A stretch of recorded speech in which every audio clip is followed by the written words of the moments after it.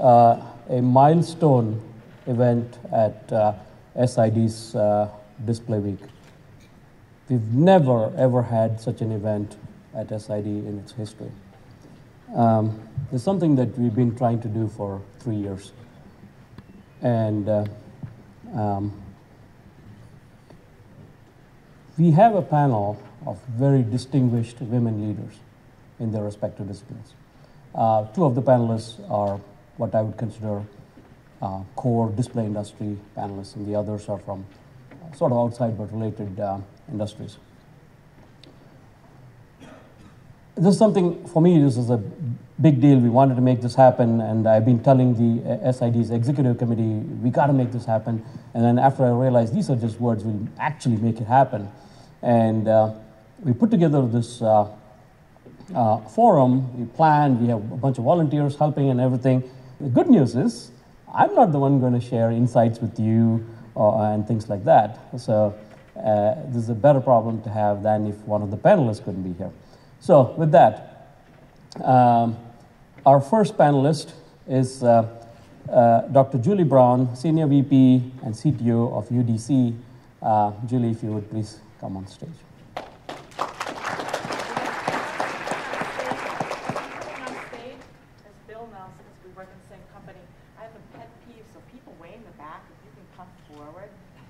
Yes, please do.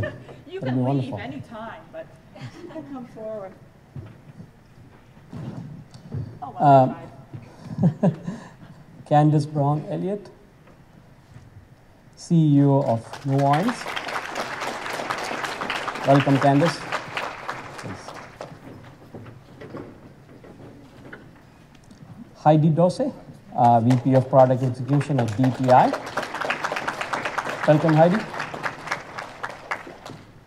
Laura Ria, Senior Technology Program Manager at USAF. Welcome, Laura. Niaz Abdolrahim, Assistant Professor of Mechanical Engineering and Material Science at University of Rochester. Welcome, Niaz.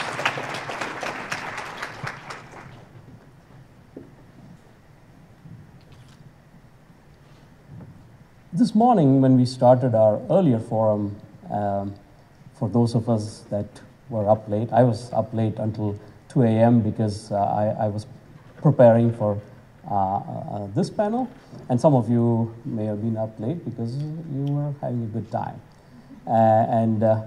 The challenge with doing this session in the afternoon, this late in the afternoon, is that for those of you who had the good fortune of having lunch, the blood is in the stomach, and you may be feeling a little drowsy. So here's something that we did in the morning, and we're going to try this again, with your permission.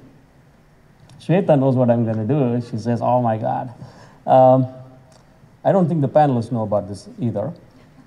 Anybody whose feet is hurting, if you have a medical condition, or if you're just not able to do this, okay, you can be seated. For everybody else, I would like for you to kindly stand up, including my panelists that are able. I was hoping he'd let us take off our shoes. I know. Yes, those of you that are wearing shoes with high heels, you may or may not want to do this. It's optional, okay? You're going to put your hands up in the air this way. And I'm going to go up and down. In the morning I did 30, we're going to do 15, okay? Follow me. 1, 2, 3, 4, 5, 6, 7, 8, 9, 10, 11, 12, 13, 14, 15. Please be seated. And the reason we do this is now, you see, my voice is better. Right? There are smiles that I can hear. Right? The energy level is higher. You'll absorb information better. That's the reason we do this. Okay. I'm going to request each of the panelists, starting with Julie, to briefly introduce themselves and tell us how you got to this role that you currently have. I'm not going to jump. There. Is that working? I'm not going to jump up and down. Can I just sit here? Please. So I'll start out by saying, when I got approached to be on this panel, I thought, what does this mean to me? Because I'm in tech, and I just happen to be a woman. And that's really how I think about my career. And when I think about how I got to where I am today, which I'm thrilled, it's so much fun what I do today. We all have our stories, and I think back, probably this might have been a trigger, may have or may not have been, but the tech industry and the display tech industry is a very visual industry. So it takes many different types of people, many different thought processes, and they all have to collide to make success in the tech industry, and especially in the display tech industry. So my very short story, when I was a young child, my father and I used to do jigsaw puzzles together. And he had a rule. Until we knew where the piece fit, we didn't pick it up. And once we figured out where the piece fit, we picked it up and we placed it in the puzzle. I was probably about 5 or 6 years old. And it was just a really fun game. And when I think back, that's actually where I am today. After that, I sort of grew up and I went my undergrad at Cornell. I was an electrical engineer. I took up a couple jobs. I worked at Raytheon as an electrical engineer doing circuit design. Wasn't really thrilled about that. It was pretty straightforward. Then I went to Bell Labs and started in research. That sent me off to graduate school at USC, right down the block here. Came out of graduate school, I joined Hughes Research Labs up in beautiful Malibu, California.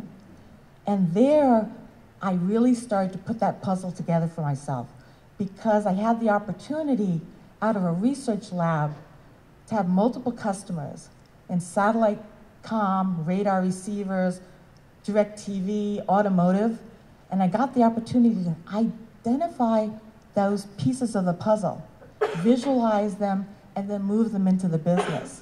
So that's what I really, really love to do. And now today, where I am, that's really what I look at my role as a person in tech and being a woman is I get to use that real intense desire I have to visualize, mix with many, many different types of people.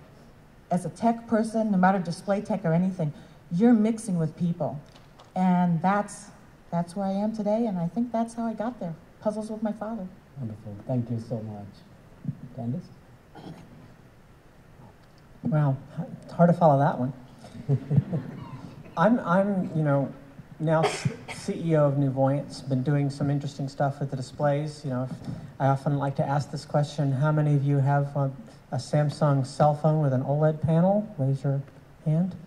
You're all been looking and staring right at my technology that I developed. That's kind of fun, and that's a real kick to me. But it started my career 40 years ago. I was a 19-year-old secretary at a company that made computer-controlled video editing equipment called CMX Systems right there in Silicon Valley. I grew up in Silicon Valley, so it was the thing to do. You get a job there. And then I started going to school, and originally I thought, well, maybe I'll become a doctor. One of my brothers became a doctor. But I fell in love with the imagery, the technology, the making movies, and moving TVs, and I learned more and more about the video systems. And then I became a electronic assembler at an electronics company, and I did expediting for a company that was involved with displays again, and then I became an engineer, and I became an engineering supervisor, and somewhere along the line, I suddenly realized that I was the CEO of my own startup. It's kind of like, how did I get here? And I literally one time sat in the conference room with the board of directors, and I looked around and realized, holy crap, I did this?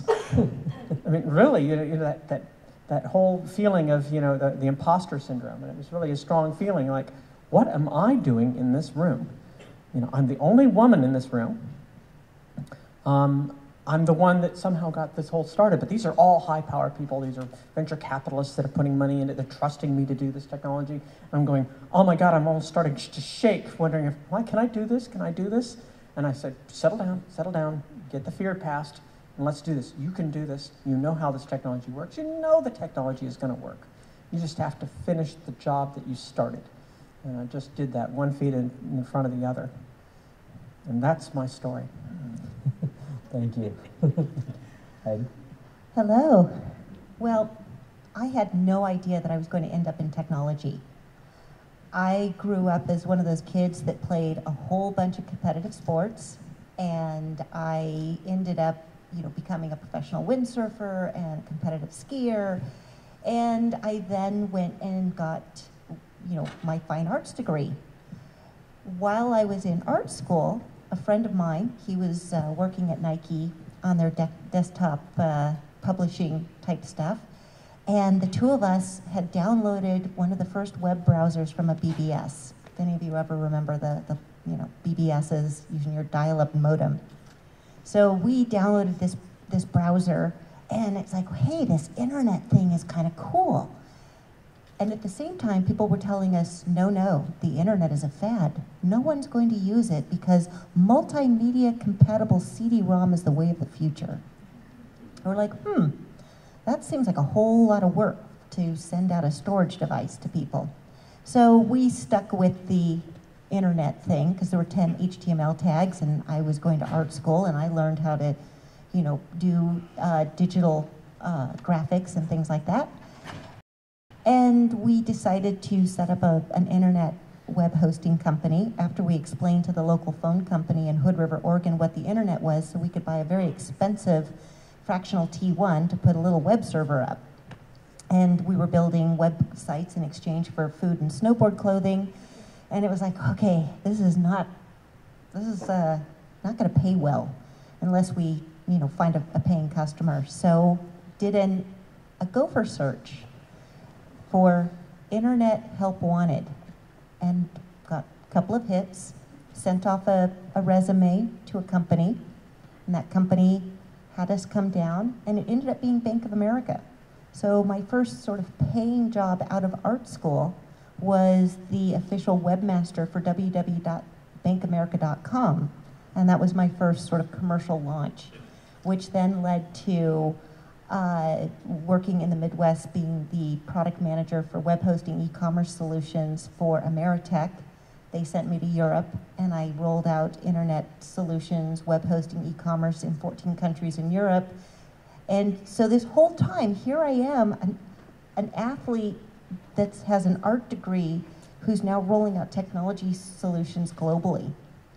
And so recently, 5 years ago, I got my dream job, pretty much reached the top of the technology ladder, at least for me, which was to work for Google in Google's engineering organization. And that has been an absolute blast, but sometimes you outgrow your dream job when your unicorn fantasy job shows up. And today, so about a month ago, I made the change to work for a new company, taking on and this is DTI Holdings, which stands for Disruptive Technology Innovations. And I'm now responsible for all kinds of very interesting biosensors, graphene-based technologies, and fast charge batteries. So I get to take my two favorite things, which is developing human biomarkers and sensors to empower patients to be more accountable for their health care, and bicycles. So that's now my new job, and all of that came about because I trusted my gut and did the impossible. Thank you, Laura. I have this overwhelming sense that I'm not worthy. But I'm here, so you're gonna hear me. When I was 19 years old, I stumbled into a co-op job after finishing my freshman year at a generic Midwestern state school in Ohio. And I've been working for the Air Force Research Lab since then. I started working in compound semiconductor materials, growth and characterization, moved into program management, moved into portfolio management. I supervised people who can't be fired. That's a job. And then I was selected for an internship at the Pentagon, working for the Director of Research Engineering. So I've pretty much done every job that you can do. Somewhere along the way, when I was working on my master's part-time at night, I got pregnant. My husband and I started shelling out babies. So I did not go for a PhD. I finished my master's, did not go on for a PhD. And somewhere around the time those children were about 10 and 12, I accepted that job at the Pentagon, and I felt like the world's worst mother. It was a remote assignment from Dayton, Ohio. But my husband looked at me and he said, "You're going to wonder about this for the rest of your life if you don't do this." And he was right, and so I did. And we did, as a family, And what I learned from that is every family finds its balance. What I also learned from that is sometimes your dream job is a nightmare. And I thought I aspired to senior executive service in the US government, and what I found pretty quickly was I wasn't going to cut it at charm school, where they send you to charm school, the Federal Executive Institute, and teach you not to swear in meetings. So I knew that was not the path for me, so I spent the next few years trying to get back to that job that I loved, that I was really good at, and that was being a program manager in technology development. So I've been happy to be a military technologist. The path that I followed was one of taking risks, managed risks. Trying jobs I didn't think I could do, sometimes failing, sometimes succeeding, finding exceptional mentors, being a mentor, and building phenomenal teams with the people that are available to do the job. So as I wrap up this 36-year career, I'm retiring in 40 days. It is an honor and a pleasure to be here to share some of that experience with you today. Wonderful, thank you so much. Yes? Well, if you think your story is not worthy, you should listen to my story.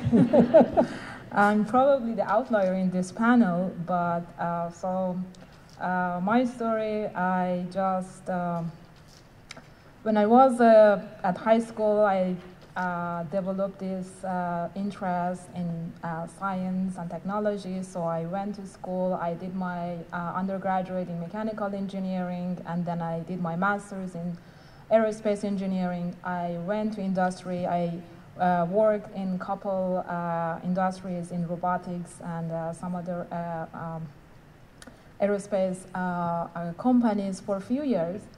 I also started my company together with my husband, and it worked for a couple years, but it didn't end up working well, so we had to leave it. And then right at the time that I thought that it's like the end of the world, my company is not working and I'm not worthy enough to do anything, one of my friends told me, why don't you do a PhD? And I always was thinking about it, but it wasn't I wasn't very serious about it. So I just started applying. And then I got accepted in a PhD program in Washington State University. So I traveled half the world from Iran, my country, to the United States to do my PhD. And then at that time, I didn't have any idea what I'm gonna do with my career. So I did my PhD, and then little by little, I grew this interest in staying in academy and doing research. So after I finished up my PhD, I went to MIT. I did a postdoc in material science for a couple of years.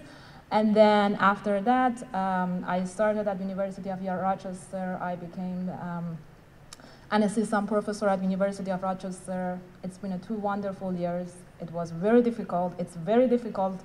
And I'm still struggling. And I'm hoping that I'm sure that I will learn a lot in this panel today as well from you guys. But I think for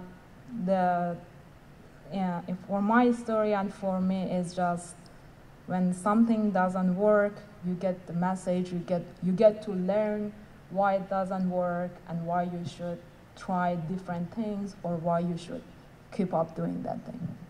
Thank you. Like with any panel, this panel was put together by volunteers within a broader SID network. And to me, it's very fascinating to hear each of your stories. And some of them of your background I already am familiar with. And but 2 of you, both Laura and Niaz, I met for the first time today. I didn't have that opportunity. Whereas many years ago, when I started my job in the Pacific Northwest, I was following Candace, and she had done some terrific work in that company, and I had the opportunity to admire her work from many years ago. Yesterday, I had the opportunity to listen to Julie as one of the pioneers in the OLED industry talk about inventing and building and creating something dramatic. And in 15 minutes, she shared her life's work, and it was just absolutely fascinating. And maybe about last year, Heidi told us her story from being a teenager and you know, going through many things and what she's doing today. I just, right after that, I stood in line to talk to her, and I was told, no, you can't cut that line, so I had to leave. And I'm so glad that you're all here and being able to participate. What I'd like to do is talk about things that are inspirational to everybody, right? Originally, when we put together this panel, and I don't think we shared this with you, the usual kind of questions that come up saying, we need to ask them, how do they manage their professional life and personal life and so on. I said, well, this is what people normally ask. You can Google search all these things. I want to ask more personal questions. We want to learn a little bit about what you actually did. I think those things are going to be more popular, and that's the theme we'll hold today. So we are in the technology industry. So I want to ask each of you, maybe starting with Niaz, what's the coolest stuff that you're working on?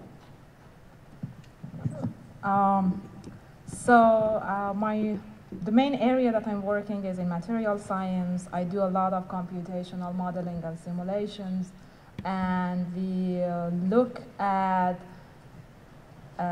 each and atoms in the structure and how they behave under different conditions. You can think about you put them under, you know, very large loads, or you can think about putting them in a high temperature, or, you know, a very corrosive environment. So you want to see how these materials work and behave in those situations, and how you can develop more and much better materials based on why they behave.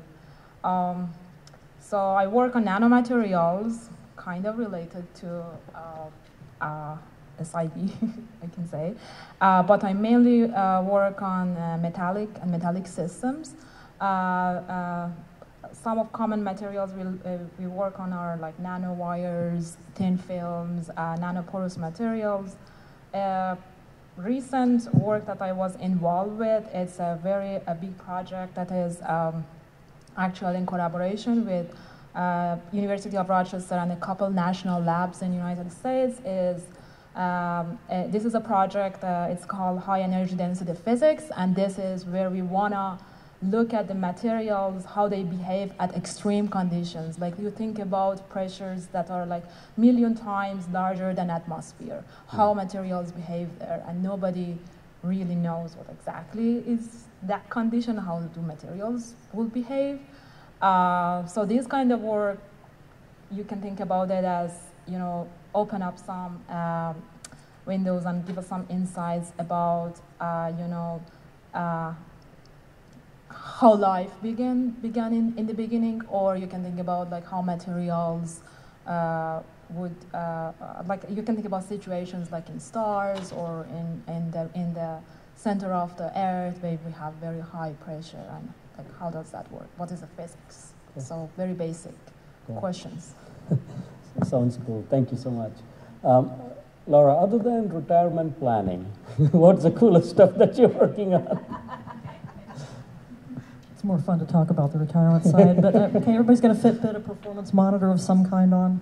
This little nugget will tell me that I was in bed, not restless, for about 5 hours last night, because I'm on the West Coast, so I'm like all healthy and sleeping a lot.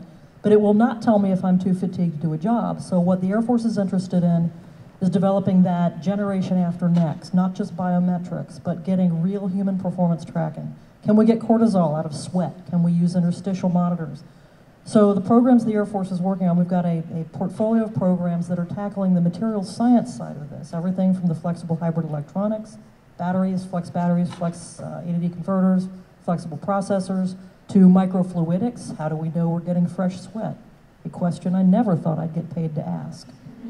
So the microfluidics piece, to the sensor side, how do we really detect a drop in an ocean of these tiny little biomarkers that are of interest? So it's been a fascinating program. I've only been working this for the past 10 years. I'm not a subject matter expert. I am a program manager, I'm an integrator. I get scientists to get in the room together, and I translate between the military guy who just came out of a combat air operations center somewhere in the world, who says, we want precision subguided munitions. And the science guy who says, I just invented a self-slicing bread molecule and it's really cool. That guy is not going to fund that guy. So you need people like me in the middle to do, and that's true of any technology development program, not just military. You need someone who can translate between the science and the systems. When we were selecting the panelists, there was an individual on our team that said she heard you speak somewhere and she was so impressed, and you made a profound change in somebody. Okay, it's the sweat. Every time I tell that joke, it's like... So when I called Heidi to discuss details of this panel maybe a couple of months ago, she was racing her bicycle, and she's a competitive bicycle racer. Please tell us what is the coolest stuff that you're working on.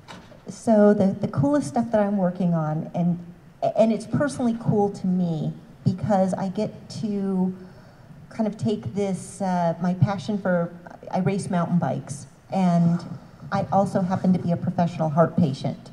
So as a professional heart patient, one of the things that you need a lot of is information on body performance, which is very similar to the things that Laura's working on for defense. Those are very similar type questions and signals that you need to collect for elite athletes and endurance athletes.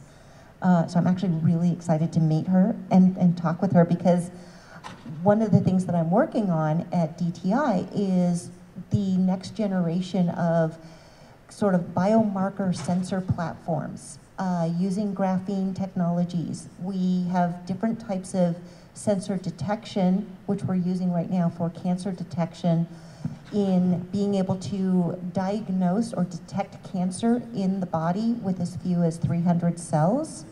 And once detected, being able to determine the type of cancer. So these are the kinds of technologies that we're able to work with, and with that sensitivity, we will be able to, and are working on, things that are very similar to the requirements that Laura's team is looking for. So in addition to building better sensors that will provide us with more information and make people like myself or other heart patients able to have more information to make better decisions, to live really amazing lives, I also am working on our fast charge battery technology as it applies to two-wheel and three-wheel mobility, one of those being e-bikes. So getting to go out and test e-bikes and ride bikes and figure out how we're going to take today's, charging of, between 6 and 8 hours to get a full charge on an e-bike battery, being able to take that down to 30 minutes will be a game changer in being able to provide mobility and transportation to underserved markets in third world countries, and in first world countries like ours, being able to make more performance bikes to go have fun on.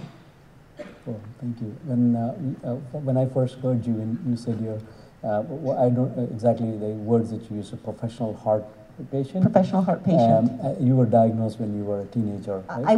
I was originally diagnosed with a rare arrhythmia and was one of the first humans to have an AV ablation. So they electrocuted parts of my heart, rewired me, and I'm 100% pacemaker dependent.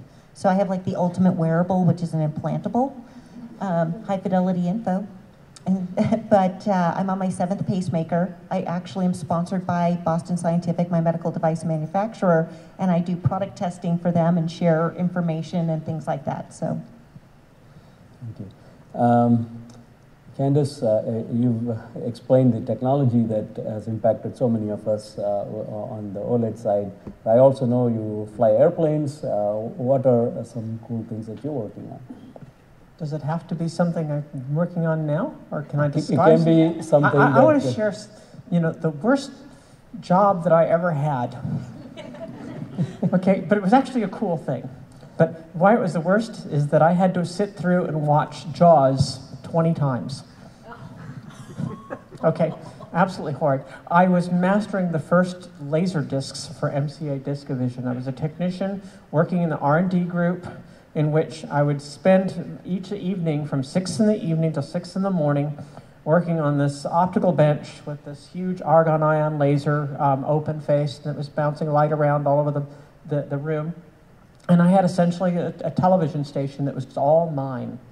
You know, big IVC 9000 2-inch helical scan tape deck with all this racks of electronics equipment, and it was all mine. All alone in that room all night.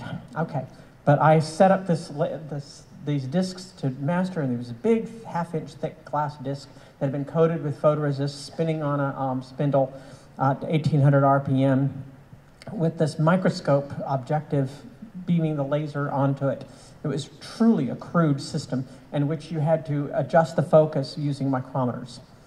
And if the single thing changed, like the hygrometer, the thermometer, or the barometric pressure, and there was those three big, huge dials up on the wall behind me, if any of them changed, start over.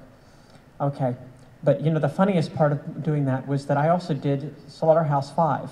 And I always wondered, what is that movie really like? And I finally got to see it in order, because I mastered them out of order. And then I discovered it didn't matter. Okay, so that was kind of the cool thing, that I got to be there at the cutting edge of building video technology from the beginning. And of course, nowadays it's already sunsetted. Nobody uses laser discs. It was the cutting edge technology at the time. It hadn't even been introduced. I was working the R&D side of it. It got introduced, it was a big thing, and now it's, of course, the same basic technology is morphed into making, you know, CD-ROMs and laser discs. I mean, not, you know, those discs. And now you can master them on your, you know, at home in a tray that slides into your, you know, your laptop. But so it's been an amazing thing to watch it go from this truly R&D-ish, you know, whole room type of mastering system to being something that sits on your desk. So, thank you, Julie. So the coolest thing to me is when I started my career, I was an engineer. And that was the days when we were called nerds, so no one really knew what to do with me. And the coolest thing to me now is that tech is such a global, popular initiative. And I'm in the center of it. I'm working on, like Candace, I'm working on OLED technology, which is just thrilling. And it's kind of funny because I think probably the coolest thing out of that is being a tech, and in tech today, people know what to do with me. I can talk to them about their cell phone that has my technology in it. So it's very tangible and very accepted and very widespread. And so I can go about my professional life and my personal life, and they really match. And that is really, really cool. So people ask why to go in tech, and it's absolutely a cool field to be in, no matter who you are. And globally, too, that's probably something I find really cool, too, is putting technology around the world and it being very meaningful to people, not just as businesses, but to as human beings that are trying to communicate together. So just being in the middle of this OLED technology wave and people knowing how to talk to me, because they all have my technology, so we can talk about that. That's pretty cool. We all inspired. When I look at this room, there are individuals that I recognize in the room that have inspired me. Folks just like Heidi that have medical situations, and yet they don't dwell on that. They go create companies, they go do many things and inspire all of us. So I'm sure all of you in your careers have been inspired by people. So Laura, is there a particular person, a particular technology that has inspired you and helped you along in your career? I had to stalk somebody to get the right mentor. There was no restraining order, so it's really not stalking. But when I first got started doing compound semiconductor development, I was working for programs, trying to get program funding. I was going to DARPA, I was going to all the different agencies that had all the money. And every time I'd get there and start my program pitch, they'd say, oh, that's a great idea, but Harry was here last week. I was like, okay. And I go to the other agency and I pitch in this idea and I had this really great idea. Harry was just here. So I finally figured out Harry's really good at my job. And the next time I saw him, I chased him down and I said, can we work together? Because you're Navy and I'm Air Force, but we're kind of taxpayer funded working this together. And he was a cranky old fart and he was a little bit of a curmudgeon. I had to kind of convince him that time spent coaching me would be valuable to him. And it was, because I was pretty good at my job at that point. He finally figured out he needed me. And then because there was good chemistry and because we fed off of each other's strengths and weaknesses, he couldn't sit here and talk. He had no communication skills whatsoever. He was kind of quiet in the room. His style was different. But when it came time to have somebody who needed to be the mouthpiece, he would take my theater background and throw me up on stage, and we would get the message across. So my inspiration was a cranky old Navy guy named Harry, who was better at my job than I ever could be, and I ever was. He was still better than me. So go find a mentor. Go find that person who's better than you at what you want to be and what you want to do, and maybe there'll be chemistry, and maybe you can ask him, hey, can you coach me? Because that's probably, he was the most inspiring person in my whole career. Cool. Yes, same question to you. Well, I think I don't have like one single person in my mind. There were many people right from the beginning when my father encouraged me to go and pursue my passion, to my PhD mentor who were always cheering for me and helped me, you know, finding my courage and what exactly I want to do with my career, or people like outside. Like I always listen to the stories of people and how, you know, they did interesting and extraordinary stuff, and I always try to learn from them. So. Cool. Thank you. We are about halfway through our panel session, and a couple of things I wanted to do is, you know, a panel like this, first to find the panelists, go through, you know, their background, identify those questions that we think are going to be valuable to you. It takes a lot of time and effort, and it's done by a fairly broad set of team members that have supported us. I want to recognize Gwen Thakur. Don't leave, Gwen. Stand right there and be acknowledged for a job well done in putting this together. And also, the rest of my volunteer team in marketing, those that are here, including you, Jenny, I would like for you to please stand up and be recognized for... Where's Nia? Oh, there's Nia. Lisa. Thank you so much for everything that you guys do. Make sure they don't miss the networking event next door. Yes, after this panel session, please join us. We will have a networking session where you will get to meet each other as well as the panelists and enjoy some wine and cheese.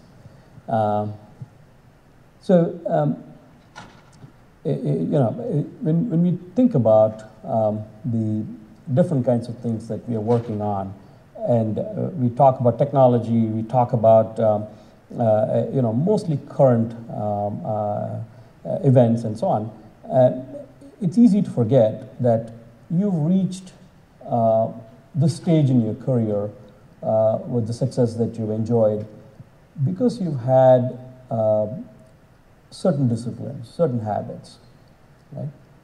Very short answers, but what is it that you've been doing for many years that you think contributes to your success? And I will start with Candace. Daydreaming. Okay.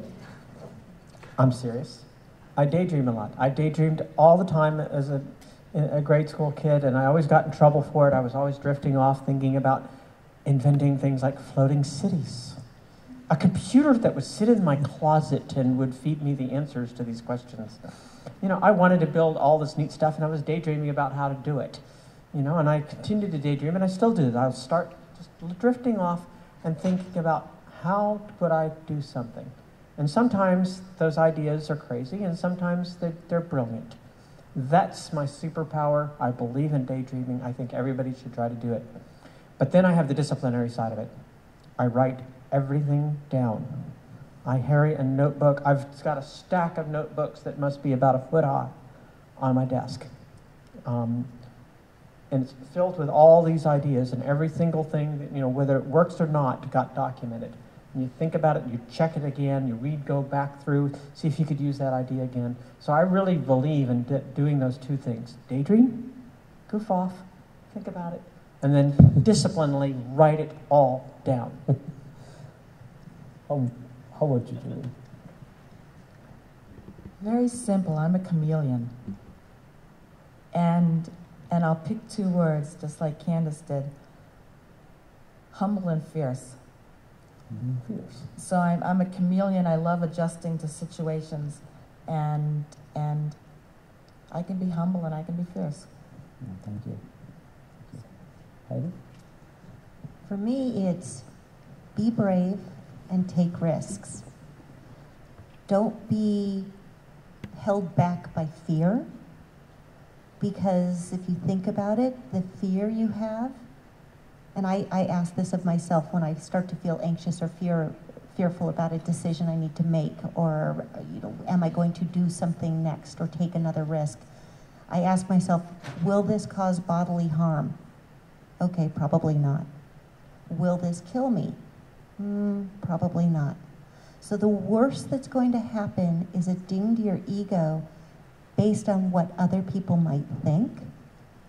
And since when did we want to give all our power away to other people to make the decisions that we really should be doing?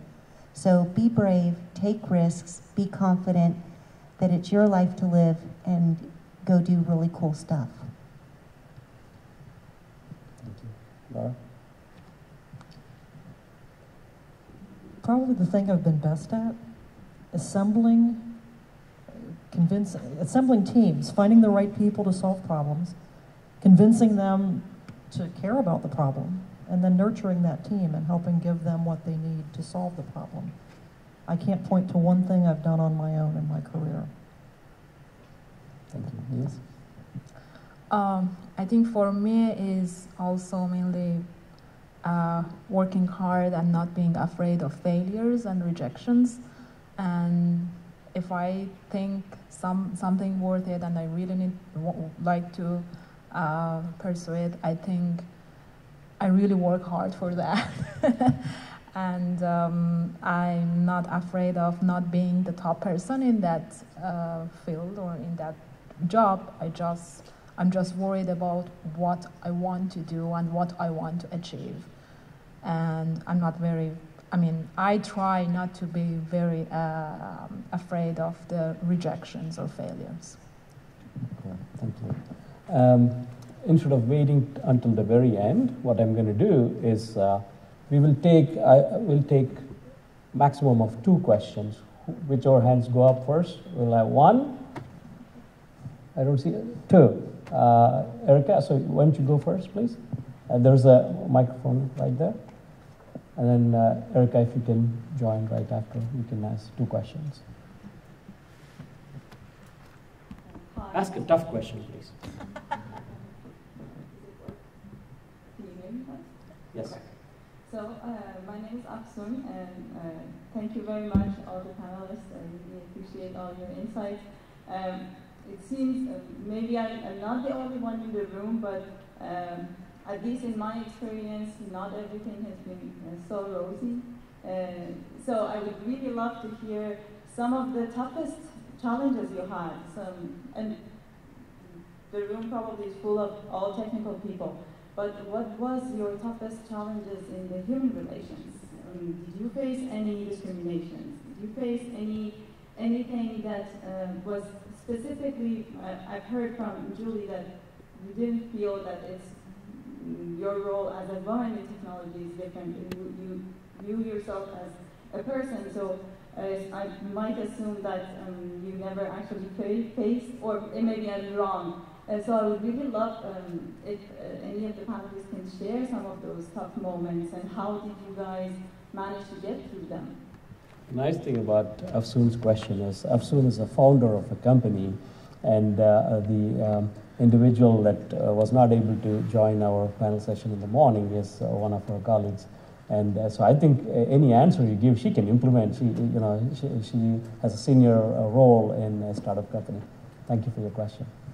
Who wants to take that? I'll give you, and we can talk more detail if you want in the reception, but probably my toughest challenge was to realize that speaking up and raising my voice was okay to do. And I think once I overcame that, thinking out loud, and that wasn't really natural. And so I think a lot of the challenges specifically I probably had beginning of my career was getting over that hurdle myself. And you know, there were a number of different things that came my way, but pushing through them and just putting those things in perspective, I think was the best way. And I'm happy to share more specific stories with you later if you like. So, probably the most unique thing that I've come across as a female in technology, which also as a female who's been one of the boys for a long time. And what happens is when you actually are able to have really great relationships with your coworkers, and for them, this is something really kind of new and interesting, and they find that they can talk to you, and that's new for them, and they get to have a whole new relationship with a female that they don't normally have in the rest of their life. Sometimes that can turn into, people can translate that into ways that aren't necessarily healthy for a work environment. And learning how to handle those situations in a very tactful way that you can keep the work relationship, the camaraderie, and the productivity without hurting anybody's feelings has been probably one of the more interesting parts of being a female in technology. Cool, thank you. I'll try to be quick. For most of my career, I felt that if somebody has a problem with me doing a job, because I went to a state school and not a good school, because I didn't get a PhD, I only got a master's, or because I have ovaries. Didn't matter why they had a problem with me doing my job. It's my job to get it done, and my job to work through that obstacle. Why ever it's there didn't matter. But there have been moments where it has been gender-oriented, and 36 years later, I can't believe I'm still having those conversations. So I'm a little cranky. One of the things I've learned is that it used to be I would let it slide. They'd make a comment, I'd let it bounce, and I'd get on with the job. I enabled it. And so in hindsight, I regret not calling it out when it happened. Say, hey, you're being a dip. That's not right. That's not appropriate. Onward. And then go to the project. So I think that looking back, I would have been a little more aggressive in calling out bad behavior, whether it's somebody making fun of me because I don't have a PhD, and that happens by one of my own employees. I wanted to get a shirt that said, I may not be real smart, but you work for me. But so I've run into it, whether it's gender or not.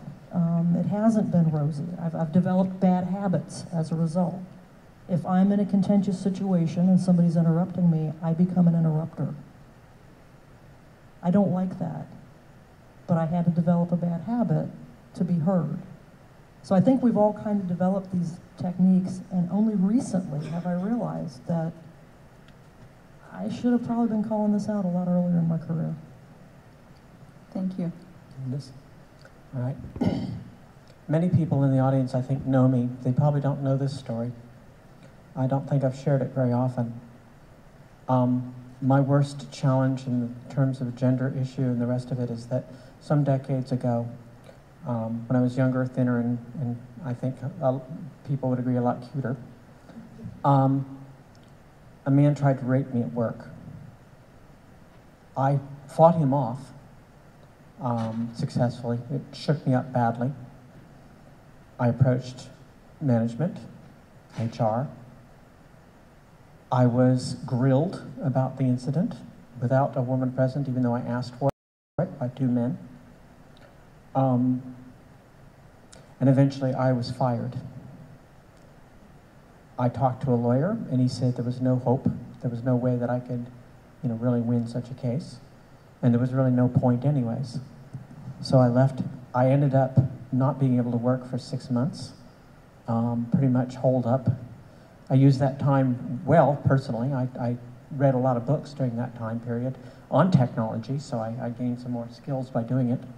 And I slowly came out, and I started going out to public events and going into various stuff, and I got a part-time job at a startup and pulled myself back together again after that. And but it still haunted me for years, and it's still sometimes difficult. I don't think that anybody who understands that can really blame me for having, taken a while to get back to it. But that was what my biggest challenge was, I think. These types of stories are extremely hard for people to relate. And thank you for sharing. And I did not know this, and I've known you for a long time. This is why, to me, these kind of forums give you that insight. And just like the story that Heidi had shared previously, that I was very moved by. It's amazing that each of you, in your own ways, have had these hardships and these struggles and sort of giving up. And I'm sure there are many people, both men and women, give up or slow down, or they have these. And you've gone on to found some very successful companies, and have had and you've inspired many people, including myself. Just like when I was listening to Julie and the work that she's, she works for a hugely successful company, and she's had a very big hand in making that company successful. And there's always these hurdles that you encounter across. So I'm going to Dr. Erika Monbach's question, please. First of all, I'd like to thank all of you for coming today, sharing your stories, and helping us sort of kick off this new, what I hope will be a future event that they will continue at SID. I like to see this type of discussion happen.